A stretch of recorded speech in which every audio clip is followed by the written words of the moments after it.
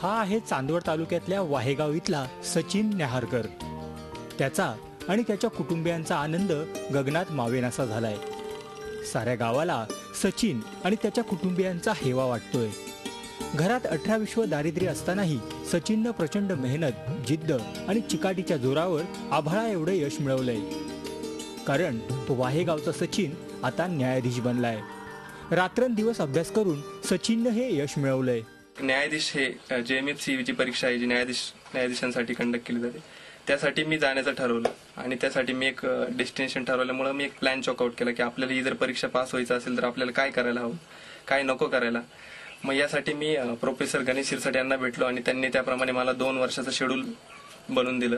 Accordingly मी त्या schedule प्रमाणे गेलो आणि माझा यश संपादन केलं आणि मी परीक्षा पास झालेलो आहे आणि याचा आनंद खूप झालेला। 1 एकरभर शेती, तीही निसर्गावर अवलंबून। अशा परिस्थितीत सचिनच्या वडिलांनी हमाली करून लेकाला शिकवलं। लेकाच्या याच यशामुळे त्याच्या आई वडिलांच्या डोळ्यातही आनंदाश्रू तरळलेत। खूप आनंद झालाय। कष्ट करून आपण केले, हमाली करत होतो, माथाडी कामगार होतो। एक हमालाचा मुलगा जज बनला, त्याच्यानंतर मला खूप आनंद झाला। असं सर्व करावा, बाकीच्यांनी करावा, प्रयत्न करावा, शिक्षण करावा मुलांचे चांगले। हलाखीच्या परिस्थितीवर मात करून सचिननं न्यायाधीश बनून साऱ्यांसमोर अनोखा आदर्श निर्माण केलाय। त्याचं हे यश परिस्थितीमुळे खचून जाणाऱ्यांसाठी प्रेरणादायी ठरेल यात शंका नाही। निलेश वाघ, झी मीडिया, मनमाड।